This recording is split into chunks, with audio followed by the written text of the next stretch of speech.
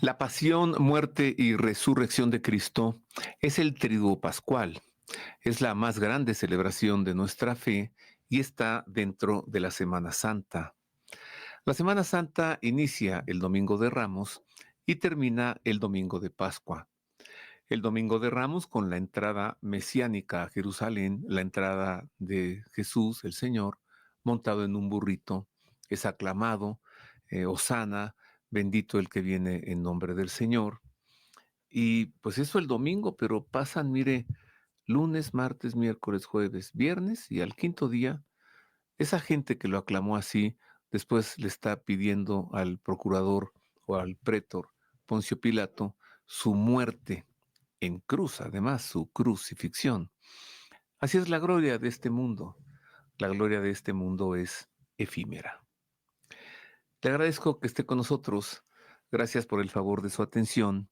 Hemos preparado para usted este tema en el que revisaremos la pasión, la muerte y la resurrección de Cristo, pero no a partir de las palabras de un servidor, que eso pues de qué sirve, ¿no?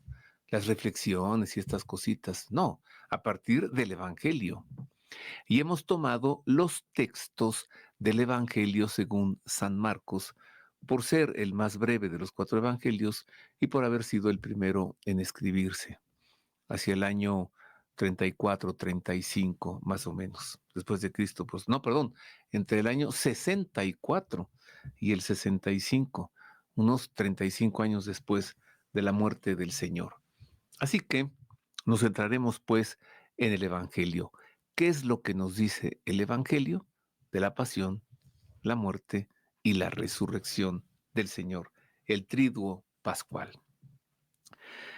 Veamos pues entonces cómo el evangelista Marcos nos presenta la entrada mesiánica a Jerusalén y eh, como es que nos dice que pasó la tarde de aquel domingo en el templo, contemplando todo a su alrededor, y luego al día siguiente, el lunes, volvió al templo, porque el Señor se quedó en Betania, muy probablemente en casa de un muy buen amigo de él, Lázaro, San Lázaro, y de sus hermanas Marta y María. Al día siguiente, pues, el lunes santo, Jesús sale de Betania, entra a Jerusalén, entra al templo, y como él había visto el día anterior todo lo que allí ocurría, entonces al día siguiente expulsó a los vendedores de palomas y a los cambistas de monedas. Así lo narra el Evangelio de San Marcos.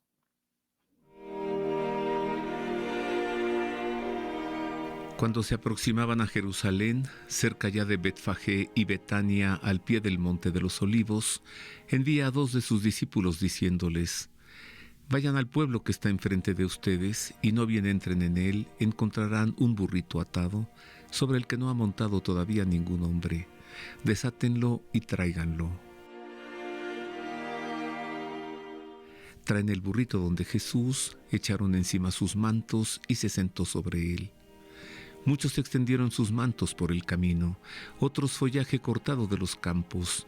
Los que iban delante y los que le seguían gritaban: «Hosana, bendito el que viene en nombre del Señor, bendito el reino que viene de nuestro padre David, Hosana en las alturas».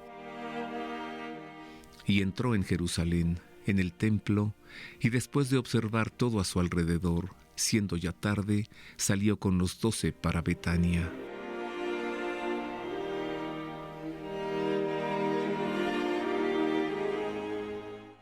Llegan a Jerusalén, y entrando en el templo, comenzó a echar fuera a los que vendían y a los que compraban en el templo. Volcó las mesas de los cambistas y los puestos de los vendedores de palomas, y no permitía que nadie transportase cosas por el templo. Y les enseñaba diciéndoles: ¿no está escrito, mi casa será llamada casa de oración para todas las gentes? Pero ustedes la tienen hecha una cueva de bandidos.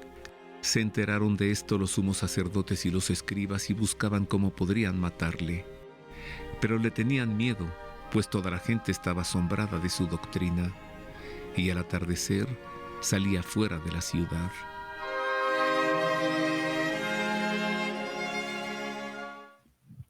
Eso pues el Domingo de Ramos y el Lunes Santo. Muchas cosas suceden también durante esa semana en la que el Señor estuvo en Jerusalén. Por ejemplo, Él profetizó la destrucción de Jerusalén y la destrucción del templo, cosa que ocurrió en el año 70. Él se encontró también con una viuda pobre que arrojó 2 moneditas al arca del tesoro del templo y él dijo, ella ha puesto más que todos porque todos han ofrecido de lo que les sobra y ella en cambio de lo único que tenía para vivir. Varias cosas suceden pues en esos días hasta que llegamos al Jueves Santo. Este ya es muy importante porque en el Jueves Santo tiene lugar la institución de la Eucaristía, o como se le llama comúnmente, la Última Cena. Allí, en la Última Cena, Jesús dijo que uno de los 12 lo traicionaría. Él no dijo quién, él dijo, uno de ustedes me entregará. Todos le dijeron, seré yo, seré yo, seré yo. Y él dijo, el que come conmigo. Pero los 12 estaban comiendo con él, o sea, cualquiera de ustedes, ¿no? Pero si nos vamos al gesto cultural judío, se come con el amigo, se come del mismo plato del amigo. Él nunca dijo Judas. Eso ya nos lo escribieron los evangelistas. He pensado que si Jesús hubiese escrito un evangelio, él no habría escrito el nombre de Judas. Él se lo hubiera guardado. Porque le repito, él no dijo Judas me entregará. Él dijo uno de ustedes. Pues ese mismo jueves también él purifica a los apóstoles. Se dice comúnmente les lavó los pies. No necesitaban que les lavaran los pies, no los tenían tan sucios, pero sí necesitaban ser purificados. ¿Por qué? Porque después recibirían la Sagrada Comunión, recibirían el cuerpo de Cristo y su sangre la beberían.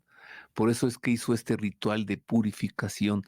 Además, por supuesto, lo sé, está por descontado, de entregarles un signo de servicio. Pues ya les había dicho, el más importante de entre ustedes será el servidor de todos, el que se constituya en el servidor de todos. Allí pues también el Señor, en aquel Jueves Santo, instituyó, como le dije, la Eucaristía. Toma un pan, lo parte y dice, coman, este es mi cuerpo. Toma el cáliz o la copa y les dice, beban, esta es mi sangre. Esta es la sangre de la alianza nueva que es derramada por muchos. Y también allí, en ese momento, él predice las negaciones de Pedro. Le dice Pedro, porque antes le dijo Pedro, aunque tenga yo que morir contigo, yo no te negaré. Y el Señor le dijo, te conozco bien, Pedrito, esta misma noche, hoy, antes de que amanezca o antes de que el gallo cante, tú me habrás negado 3 veces. ¡Au! ¿Cómo lo dice el evangelista Marcos? Este es el texto.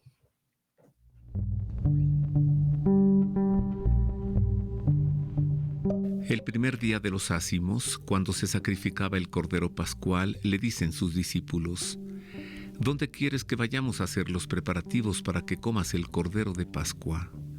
Entonces envía a 2 de sus discípulos y les dice, vayan a la ciudad, les saldrá al encuentro un hombre llevando un cántaro de agua. Síganle, y allí donde entre digan al dueño de la casa, el maestro dice, ¿dónde está mi sala donde pueda comer la Pascua con mis discípulos? Él les enseñará en el piso superior una sala grande, ya dispuesta y preparada. Hagan allí los preparativos para nosotros. Los discípulos salieron, llegaron a la ciudad, lo encontraron tal como les había dicho y prepararon la Pascua.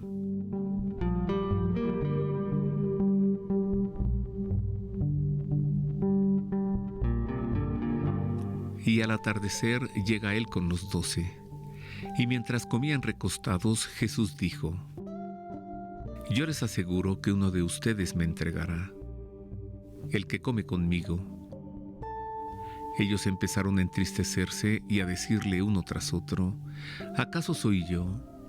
Él les dijo: uno de los 12 que moja conmigo en el mismo plato. Porque el Hijo del Hombre se va como está escrito de él. Pero hay de aquel por quien el Hijo del Hombre es entregado. Más le valdría a ese hombre no haber nacido.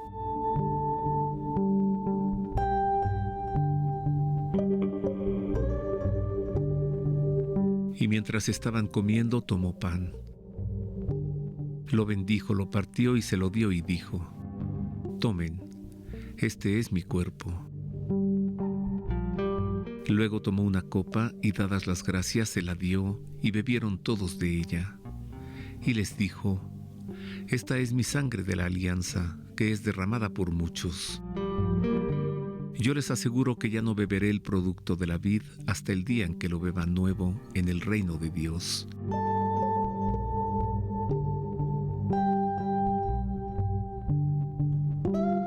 Y cantados los himnos salieron hacia el monte de los olivos.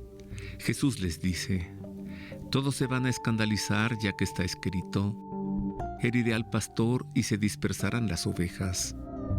Pero después de mi resurrección iré delante de ustedes a Galilea. Pedro le dijo: aunque todos se escandalicen, yo no. Jesús le dice: yo te aseguro, hoy, esta misma noche, antes que el gallo cante 2 veces, tú me habrás negado 3. Pero él insistía: aunque tenga que morir contigo, yo no te negaré. Lo mismo decían también todos.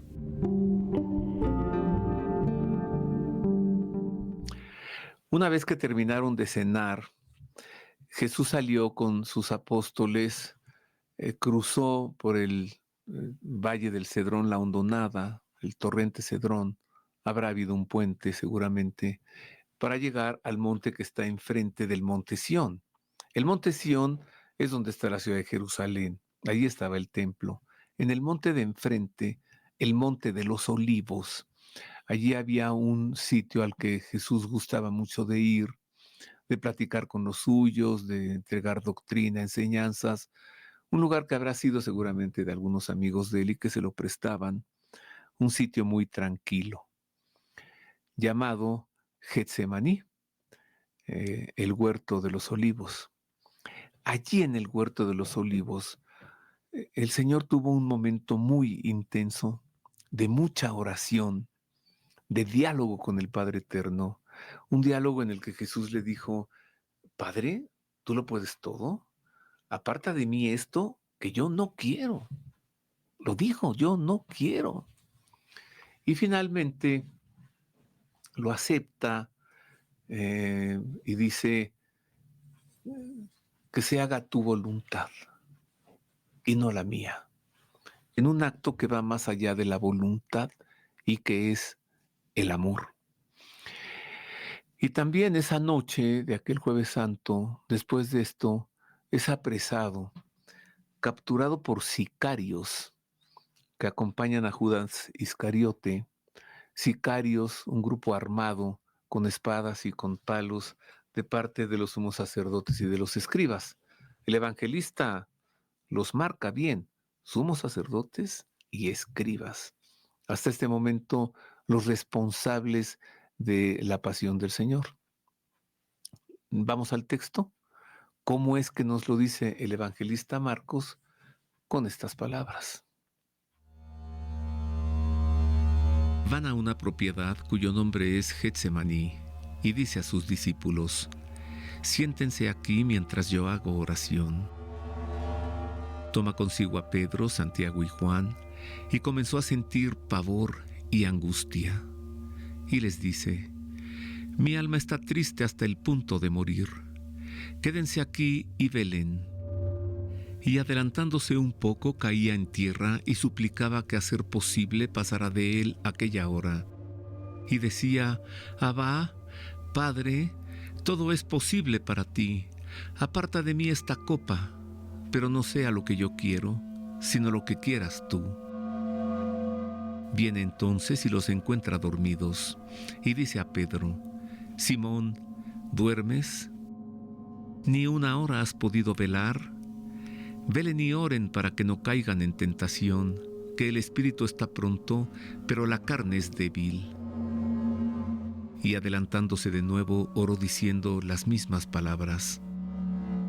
Volvió otra vez y los encontró dormidos, pues sus ojos estaban cargados. Ellos no sabían qué contestarle. Viene por tercera vez y les dice: ahora ya pueden dormir y descansar. Basta ya, llegó la hora.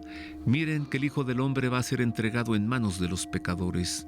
Levántense, vámonos, miren, el que me va a entregar está cerca. Todavía estaba hablando cuando de pronto se presenta Judas, uno de los 12, acompañado de un grupo con espadas y palos de parte de los sumos sacerdotes, de los escribas y de los ancianos. El que le iba a entregar les había dado esta contraseña: aquel a quien yo dé un beso, ese es, préndanle y llévenle con cautela. Nada más llegar se acerca a él y le dice: Rabí, y le dio un beso. Ellos le echaron mano y le prendieron. Uno de los presentes, sacando la espada, hirió al siervo del sumo sacerdote y le llevó la oreja. Y tomando la palabra Jesús les dijo: como contra un salteador han salido a prenderme con espadas y palos. Todos los días estaba junto a ustedes enseñando en el templo y no me detuvieron. Pero es para que se cumplan las Escrituras. Y abandonándole, huyeron todos. Un joven le seguía cubierto solo de un lienzo y le detienen. Pero él, dejando el lienzo, se escapó desnudo.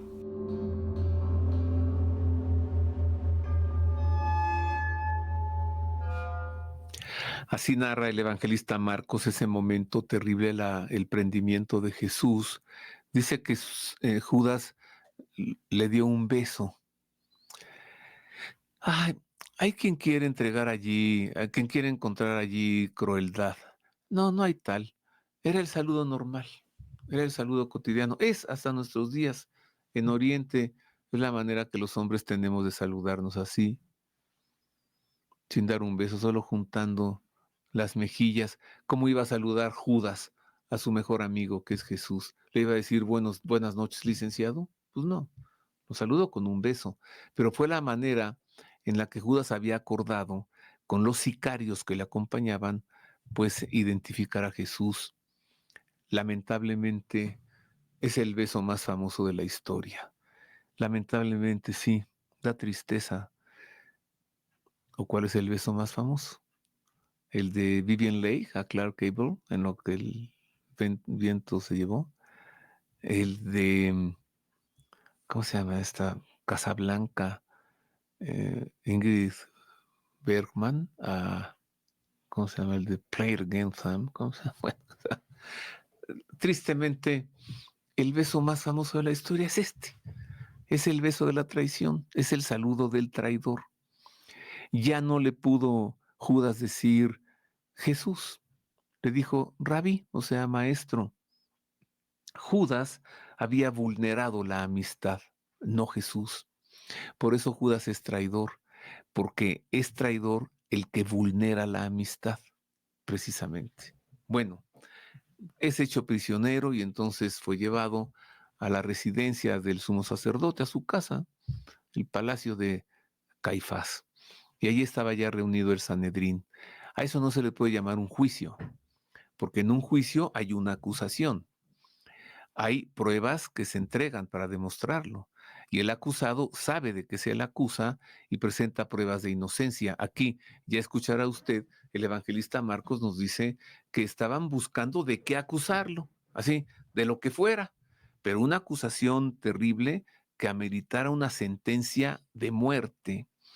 Este es el primer juicio al que el Señor fue sometido, un juicio de índole religiosa, y se le encuentra culpable de un delito llamado blasfemia, porque sí se había establecido que cometía un delito de blasfemia el que se proclamara Mesías. Y entonces esto se le pregunta a Jesús, se lo pregunta a Caifás: ¿eres tú el Mesías? Y él respondió: sí, yo soy. De allí viene una lluvia de escupitajos, de bofetadas, de hacer pedazos la dignidad humana, cosa que lamentablemente hoy sigue ocurriendo también en los separos de la policía, en las cárceles, ¿no? Denigrar, humillar al acusado. Mientras esto ocurría, Pedro estaba afuera, asomándose ahí por alguna ventana, viendo todo esto terrible que le hacían a Jesús. A Pedro lo reconocen, tres de los que andan por allí le cuestionan: tú lo conoces, tú eres de ellos, ¿cómo no? Tú eres Galileo, a ti también. Y él responde tres veces negativamente: yo no sé de qué hablan, yo no conozco a este hombre. Veamos cómo lo relata el Evangelio. Llevaron a Jesús ante el sumo sacerdote y se reúnen todos los sumos sacerdotes, los ancianos y los escribas. También Pedro le siguió de lejos hasta dentro del palacio del sumo sacerdote y estaba sentado con los criados, calentándose al fuego. Los sumos sacerdotes y el Sanedrín entero andaban buscando contra Jesús un testimonio para darle muerte, pero no lo encontraban, pues muchos daban falso testimonio contra él, pero los testimonios no coincidían. Algunos, levantándose, dieron contra él este falso testimonio: nosotros le oímos decir: yo destruiré este santuario hecho por hombres, y en 3 días edificaré otro no hecho por hombres. Y tampoco en este caso coincidía su testimonio. Entonces se levantó el sumo sacerdote y, poniéndose en medio, preguntó a Jesús: ¿no respondes nada? ¿Qué es lo que estos atestiguan contra ti? Pero él seguía callado y no respondía nada. El sumo sacerdote le preguntó de nuevo: ¿eres tú el Cristo, el Hijo del Bendito? Y dijo Jesús: sí, yo soy. Y verán al Hijo del Hombre sentado a la diestra del poder y venir entre las nubes del cielo. El sumo sacerdote se rasga las túnicas y dice: ¿qué necesidad tenemos ya de testigos? ¿Han oído la blasfemia? ¿Qué les parece? Todos juzgaron que era reo de muerte. Algunos se pusieron a escupirle, le cubrían la cara y le daban bofetadas mientras le decían: adivina. Y los criados le recibieron a golpes.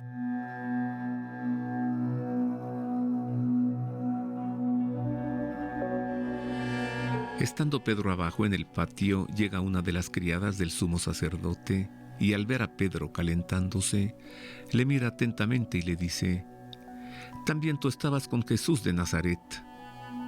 Pero él lo negó: ni sé ni entiendo qué dices. Y salió afuera al portal y cantó un gallo. Le vio la criada y otra vez se puso a decir a los que estaban allí: este es uno de ellos. Pero él lo negaba de nuevo. Poco después, los que estaban allí volvieron a decir a Pedro: ciertamente eres de ellos, pues además eres Galileo. Pero él se puso a echar imprecaciones y a jurar: yo no conozco a ese hombre de quien hablan. Inmediatamente cantó un gallo por segunda vez. Y Pedro recordó lo que le había dicho Jesús: antes que el gallo cante 2 veces, me habrás negado 3. Y rompió a llorar.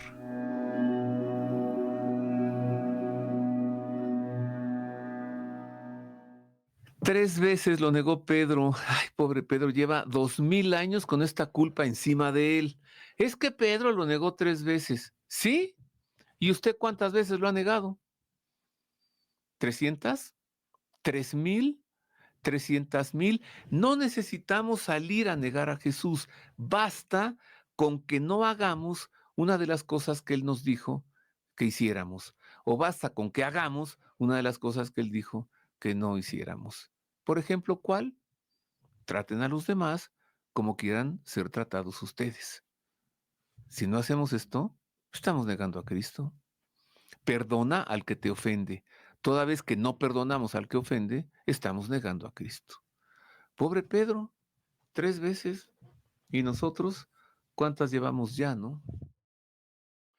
Pedro lloró, no sé, porque se supo que Jesús conocía su interioridad, porque se supo descubierto, lloró por encontrarse con esta terrible realidad suya de haber negado conocer a quien tanto lo amaba y a quien tanto amaba a él.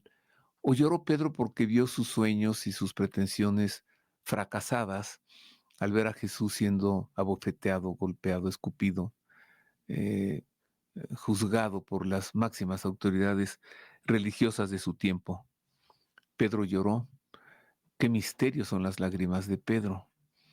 No vayamos nosotros a llorar algún día también, cuando nos encontremos con que siendo bautizados y siendo cristianos, hemos renegado de esta verdad.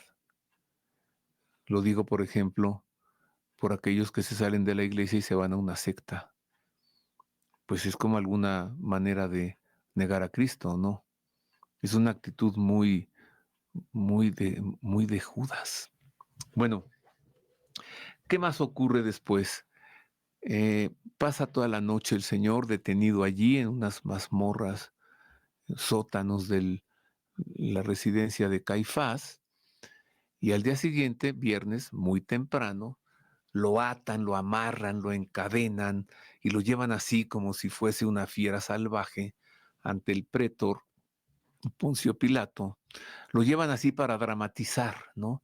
Para impactar a Pilato y que él diga, qué monstruo me han traído. No era necesario que lo llevaran así. Y ese día, ese Viernes Santo, Poncio Pilato conoció a Jesús. Él no sabía de él. Lo llevan con varias acusaciones. Pilato, con el derecho romano en la mano, se conduce como debe ser, inicia el interrogatorio del acusado, le pregunta a Jesús, ¿qué dices? Mira de cuántas cosas te acusan. Él permanece callado. Dice, ¿eres tú el rey de los judíos? Continúa el interrogatorio. Jesús le responde, sí, tú lo dices. Y esta expresión, tú lo dices, la podemos entender como no, es una cosa que tú dices, o se pueden entender como sí, es algo que tú mismo estás diciendo, o se puede entender como, pues quién sabe, porque esto lo dices por ti mismo o porque te lo han dicho. Porque si lo dices por ti mismo, entonces pruébalo, aporta las pruebas. Y si te lo han dicho, entonces quienes te lo han dicho, que aporten las pruebas. Pilato, evidentemente, tiene mucha experiencia, mucho colmillo.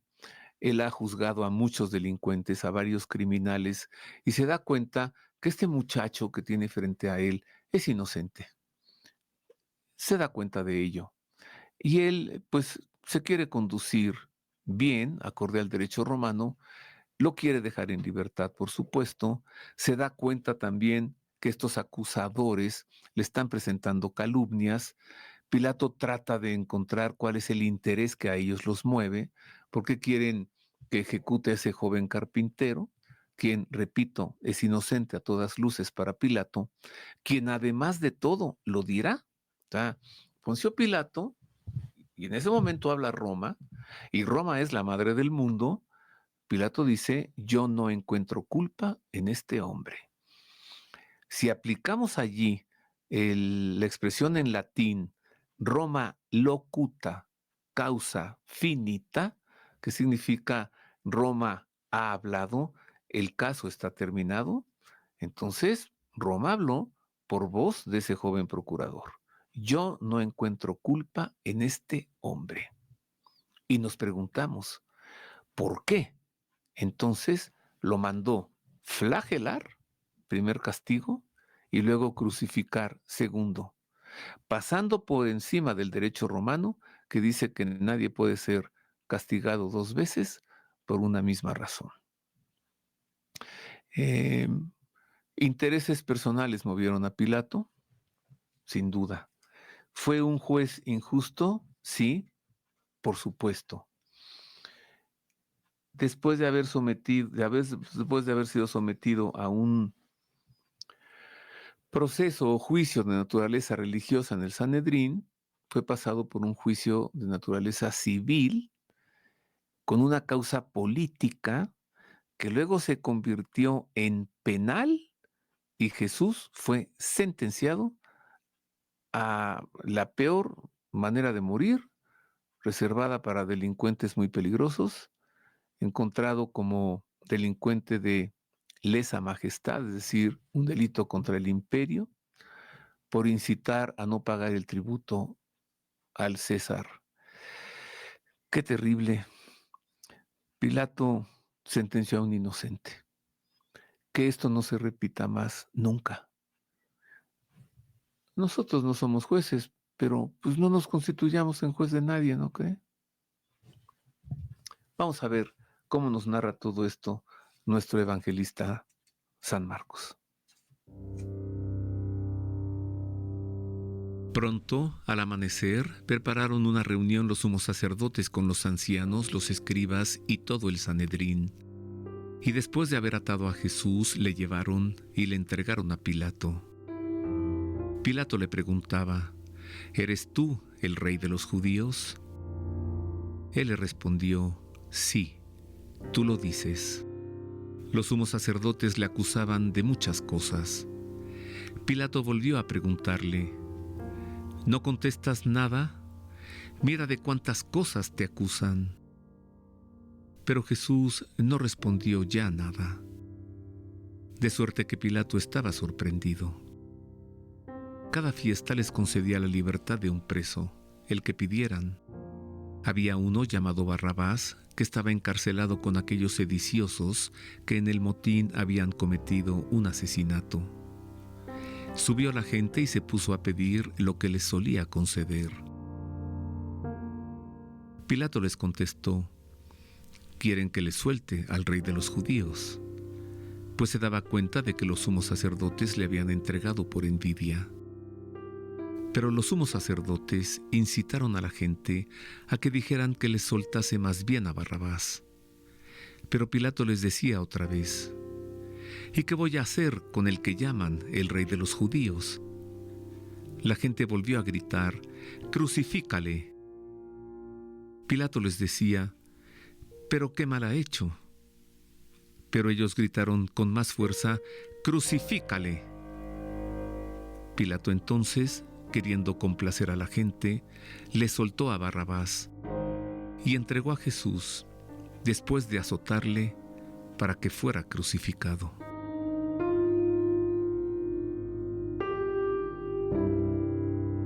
Los soldados le llevaron dentro del palacio, es decir, al pretorio, y llaman a toda la cohorte. Le visten de púrpura y trenzando una corona de espinas se la ciñen, y se pusieron a saludarle: ¡Salve, rey de los judíos! Y le golpeaban en la cabeza con una caña, le escupían, y doblando las rodillas se postraban ante él. Cuando se hubieron burlado de él, le quitaron la púrpura, le pusieron sus ropas y le sacan fuera para crucificarle.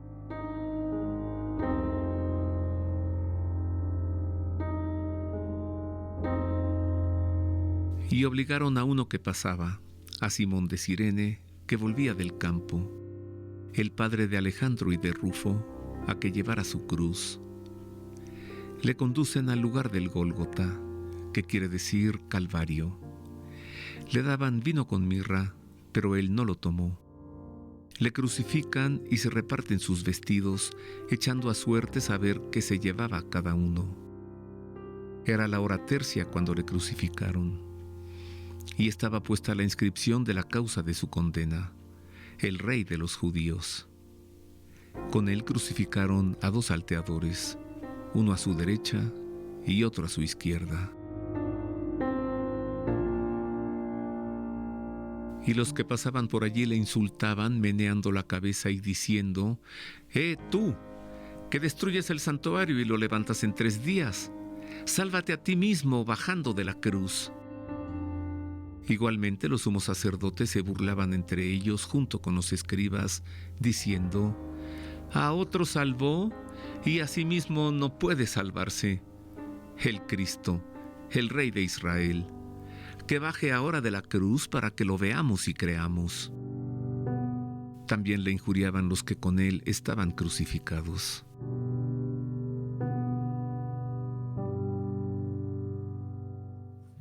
Jesús está clavado en la cruz como el peor de los delincuentes. Han crucificado junto a él a otros dos criminales. Uno reniega, profiere amenazas, blasfemias. El otro no. El otro le dice al Señor, acuérdate de mí. Y el Señor le respondió algo así como quisiera tocar tu mano con la mía, pero no puedo, mira, la tengo clavada. Y además estamos crucificados muy lejos uno del otro. Sin embargo, ten la certeza de que estarás conmigo en el paraíso. Pues esta es la salvación del último minuto, ¿eh? Y todos podemos acceder a ella si al momento de morir le pedimos al Señor perdón, le pedimos que nos lleve a la gloria con Él. Él perdona todo. Su misericordia es mayor que el mayor de nuestros pecados. El evangelista Marcos es muy breve cuando él narra la muerte del Señor. Simplemente dice, pero Jesús, lanzando un fuerte grito, expiró.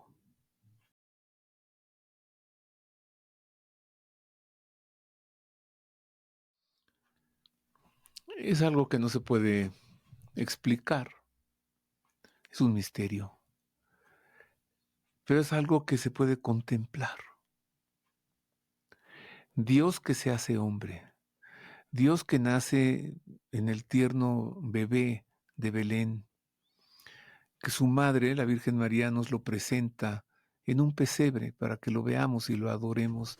De su regazo lo toma para mostrárnoslo. Todo esto es divino. Esto es lo que Dios quiso hacer. Pero regresarle a María a su hijo, hecho pedazos, ensangrentado, escupido y muerto, eso ya no es divino. Eso ya fue humano. Esa ya fue la respuesta del hombre al amor de Dios al entregarnos a su Hijo. Y así como se lo regresamos a María, así también se lo regresamos al Padre de los cielos. Toma a tu Hijo, ensangrentado, escupido y muerto. ¿Por qué somos así? ¿Por qué nos conducimos de esta manera? Lo leemos en el Evangelio, tanto amó Dios al mundo que le entregó a su Hijo único, para que quien crea en Él no muera.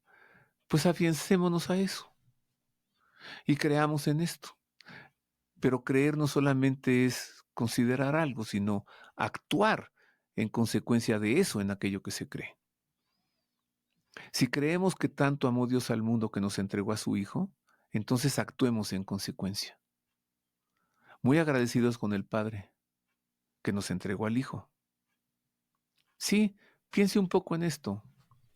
Busque responsables de la muerte del Señor. Judíos, sumos sacerdotes, escribas, sanhedritas, la autoridad romana. No, evidentemente envolvieron a Roma en el caso. Poncio Pilato, Judas Iscariote. ¿Quiere encontrar un responsable de la muerte de Cristo? El Padre de los cielos, por haberlo entregado. Y el otro responsable, cada uno de nosotros. Creo que al contemplar a Cristo que lanza un fuerte grito y muere, pues solo podemos decir, perdón, gracias. Y no estás solo en esto. Yo estoy contigo. O sea, reconocer que el Señor ha muerto no por todos, sino por cada uno de nosotros. Considerar, así mire, el Señor no murió por todos, el Señor murió por mí. ¿Cuánto cuesta la vida de Cristo? No tiene precio. Pero ¿sabe cuál es para él su precio? La vida suya, la vida mía.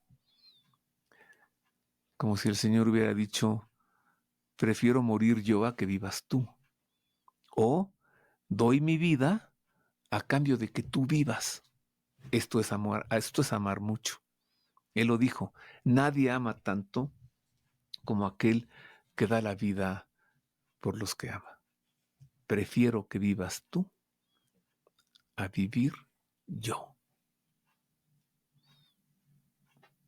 El Señor ama más la vida suya, a usted, a quien le hablo, y la vida mía a su vida de Él. O sea, decirle, no estás solo en esto, yo estoy contigo. Tu muerte, en mi caso, no fue en vano. Quiero que me salves, Señor. Veamos ahora cómo todo esto nos lo narra el evangelista Marcos.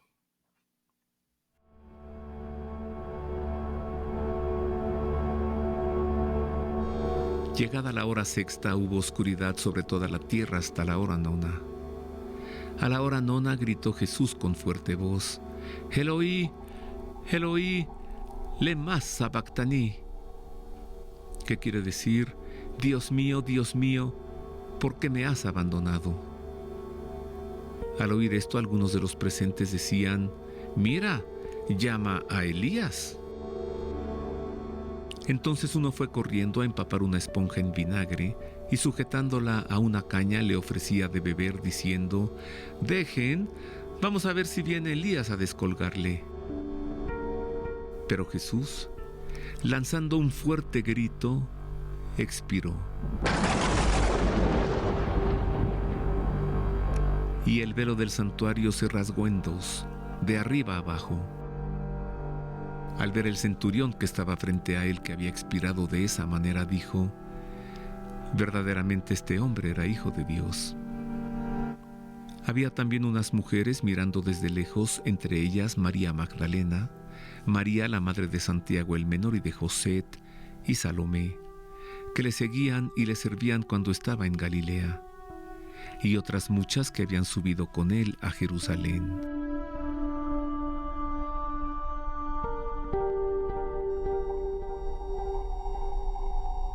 Y ya al atardecer, como era la preparación, es decir, la víspera del sábado, vino José de Arimatea, miembro respetable del consejo que esperaba también el reino de Dios, y tuvo la valentía de entrar donde Pilato y pedirle el cuerpo de Jesús. Se extrañó Pilato de que ya estuviese muerto, y llamando al centurión, le preguntó si había muerto hacía tiempo. Informado por el centurión, concedió el cuerpo a José, quien comprando una sábana lo descolgó de la cruz, lo envolvió en la sábana y lo puso en un sepulcro que estaba excavado en roca. Luego hizo rodar una piedra sobre la entrada del sepulcro. María Magdalena y María la de José se fijaban dónde era puesto.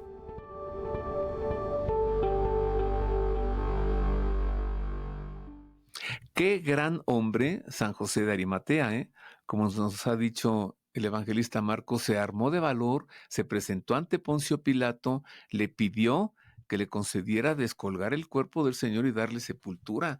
Y nos dice Marcos que José de Arimatea era un miembro respetable del Sanedrín, o sea, puso en riesgo José de Arimatea su trabajo, su cargo, su puesto, su prestigio, su libertad, su seguridad, hasta su vida. Pero obtuvo del prétor Pilato esta dádiva. ¿Qué le habrá dicho para convencerlo? No sé. Que era miembro del respetable del Sanedrín, como nos dice Marcos, pues eso cuenta, porque se ve que pues tenía el respeto de Pilato, ¿no? Pero ¿qué le habrá ofrecido? ¿A qué se habrá comprometido? Le habrá dicho, concédeme esto y te aseguro que en las próximas reuniones que tengamos para tomar acuerdos de gobierno, cuenta con mi aceptación, con mi voto, con mi aprobación, ¿no? Tal vez. O simplemente le pidió misericordia y le habrá dicho, ya todo está terminado, ya, ¿qué más? Este muchacho, inocente, tú lo viste desde el principio, Ya lo hiciste pedazos con la flagelación, ya fue crucificado, ya murió. ¿Ya qué más? Piedad, misericordia. Piensa en su propia madre, piensa en los suyos. No lo dejemos allí colgado para que lo devoren las fieras en esta noche o las aves de rapiña. Ten un gesto de piedad hacia esa mujer, su madre. Permíteme a mí descolgarlo, aunque me empape yo con su sangre, y lo voy a colocar en el sepulcro que tengo preparado para mí. ¿Qué le habrá dicho José de Arimatea? No sé. La cosa es que convenció a Pilato. Y de paso, le voy a dar un consejito. Mire, es algo que yo hago. Cuando tengo que hablar con alguien y convencerlo de algo, le pido a San José de Arimatea, acompáñame, préstame tu lengua para convencer a este. Y funciona, ¿eh? Funciona. Ahí se lo paso. A ver qué día proclamamos a San José de Arimatea como el santo patrono de los negociadores, oiga. Vamos ahora a ver el final. El final es feliz porque al final Cristo resucita. ¿Resucitó Él por sí mismo? ¿Lo resucitó Dios Padre? Mire, toda acción de Dios siempre es trinitaria. O sea, en toda acción de Dios participa la Trinidad Santísima, el Padre, el Hijo y el Espíritu Santo. Por lo tanto, el Padre resucitó a Cristo. Cristo resucitó por sí mismo. El Espíritu Santo resucitó a Cristo. Y con la resurrección de Cristo tenemos la confirmación por parte del cielo de que este joven carpintero de Nazaret es realmente el Mesías. Porque Jesús lo dijo en repetidas ocasiones: me van a matar, pero resucitaré al tercer día. Él dijo ser Dios, dijo ser hijo de Dios y siempre se comportó y se condujo como tal. Nunca ha habido en toda la historia de la humanidad hombre alguno que diga yo soy Dios. Ese es solamente Jesús de Nazaret. Vamos a suponer, sin conceder, que era un exaltado religioso. Bueno, sin embargo, se comportó como hijo de Dios y se comportó como Dios. Vamos a suponer que era un fanático religioso, ¿sí? Sin embargo, resucitó. Un fanático religioso no resucita. El único que ha resucitado después de morir ha sido Jesús de Nazaret. Así que es una noticia muy alegre, muy feliz. San Marcos hasta cambia su tono al escribir su evangelio, ¿no? El sepulcro está vacío, las mujeres acuden temprano por el domingo para preparar el cuerpo que quedó sucio, escupido, sudoroso, ensangrentado, con costras, con polvo, con tierra. Van a darle un digno funeral judío, pero se encuentran con la mejor noticia: no está allí. Cristo ha resucitado. Y luego también San Marcos nos refiere las diversas apariciones de Cristo resucitado para confirmar también, ¿no? Para que fuesen testigos todos ellos, y hasta come con ellos. Los muertos no comen. ¿Y qué están comiendo? Pescado, pues denme de comer pescado. Y parte un pan y come con los discípulos que van a Emaús. ¿Cómo nos entrega San Marcos la gran noticia de la resurrección de Cristo? Así.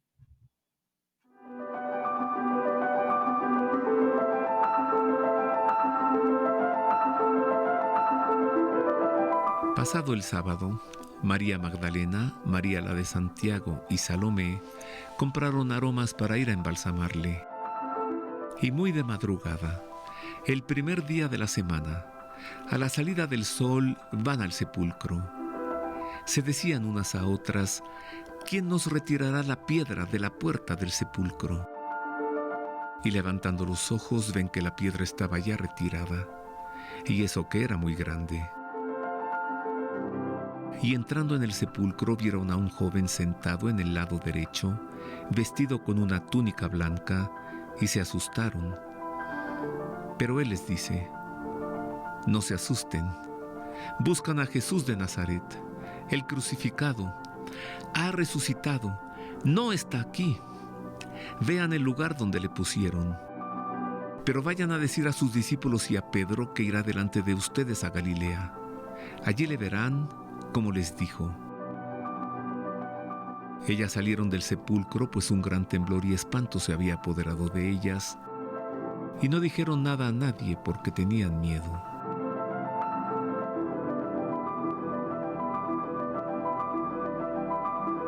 Jesús resucitó en la madrugada, el primer día de la semana, y se apareció primero a María Magdalena, de la que había echado 7 demonios. Ella fue a comunicar la noticia a los que habían vivido con él, que estaban tristes y llorosos.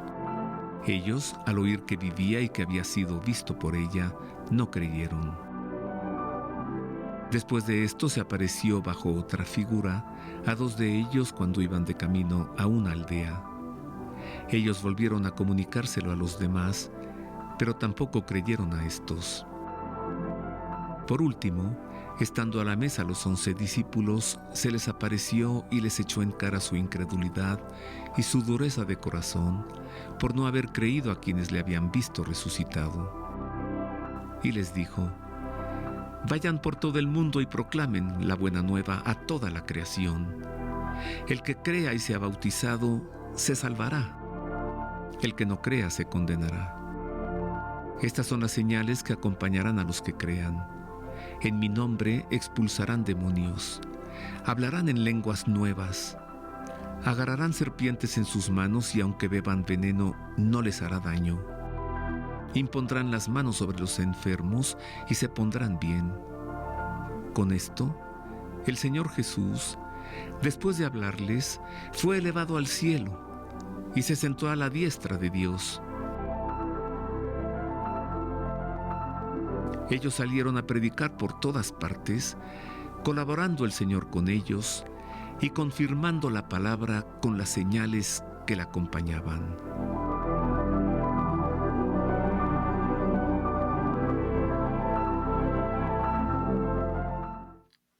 Así que antes de ascender a los cielos, el Señor les entregó a los apóstoles la gran tarea de ir y anunciar el Evangelio a todo el mundo. Se los entregó a ellos, pero también a nosotros. Es algo que hay que hacer, tomarse en serio esto y que anuncie esta buena noticia cada quien con sus posibilidades. El que sea cantante, pues cantando. El que sea profesor o maestro, pues dando clases. El que sea padre o madre de familia, también. El que se ponga a hablar como un servidor, pues que lo haga hablando. Pero sobre todo, y esto es mejor, en la manera de conducirnos, en la manera de ser, que sea cristiana, como el Señor nos enseñó. Demos razón de nuestra fe, como dice San Pedro, que se nos note que somos católicos al comportarnos como Cristo nos enseñó, siendo sencillos, siendo humildes de corazón, no tener pretensiones de importancia y de grandeza, perdonar a todo aquel que nos ofende, amar a los demás de la misma manera que nos amamos nosotros, no ofender a Dios y hacer en todo la voluntad divina. Pues es todo por ahora. Espero haberles servido. Hemos revisado la pasión, la muerte y la resurrección de nuestro Señor con los textos del Evangelio de San Marcos. Agradezco el favor de su atención, le abrazo de todo corazón y con mucha alegría le abrazo totalmente seguro de que Cristo ha resucitado, verdaderamente ha resucitado.